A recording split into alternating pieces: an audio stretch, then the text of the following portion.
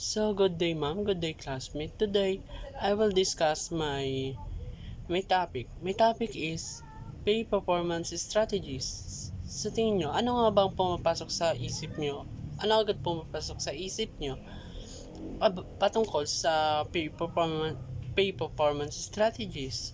Ang pay performance strategies is it show that the topic is about providing salary or rewards based on the employee performance. The next slide is what is pay performance. Ang pay performance is competition strategies that links pay to employee performance. Ang ibig sabihin nito is ito yung pumapasok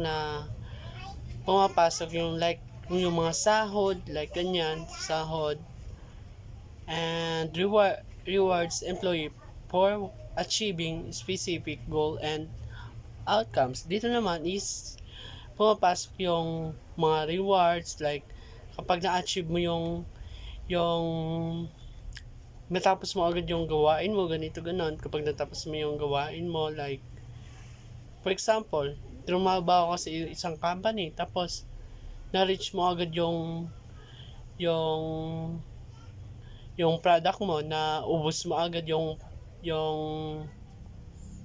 yung stock, then magkakaroon ka ng reward sa company. And the next is common is sales manage is result driving roles. And the next slide is objectives of pay performance and motivate employee to perform at higher level.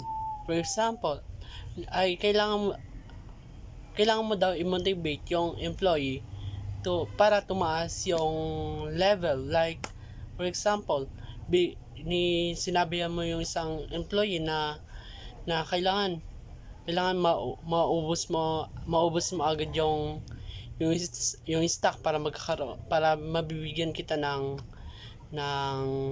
rewards. Then yon, para mas tumaas yung performance higher level niya. And align employee goal and organization goal. Kailangan daw naka-align yung employee goal at yung organization goal para mas lalong lumago yung isang company. And in the last is improve productivity and overall business and result. And the next slide is key components. May three types tayo ng key components. Ang una is clear performance metric and goal. And pangalawa is fair and transparent evaluation process. And pangatlo is meaningful financial or non-financial reward. And the next slide is types of pay performance and merit-based pay increase.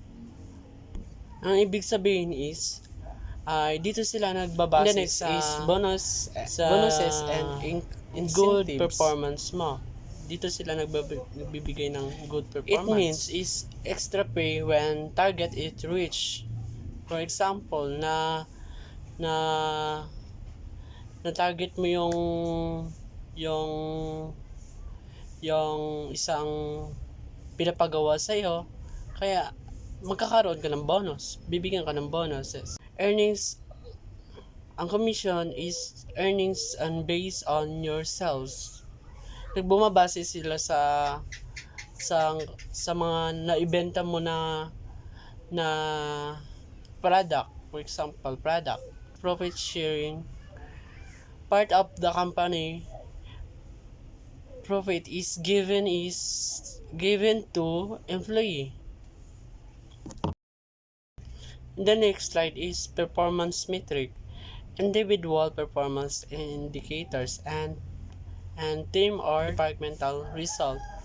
And the last is organizational performance and Benefits of pre-performance is employee are more motivated and engaged. Everyone is more responsible, easier to get and keep good employee. Is challenge and risk. The problem is that can happen. Sometimes hard to measure performance, unhealthy competition can happen focus on short-term result only.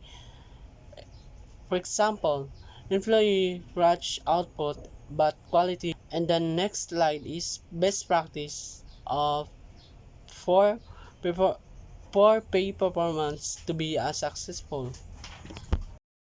And the last slide is conclusion. Summary pay performance is effective is designed right and needs and fairness and clear system. Continuous improvement is the key to success.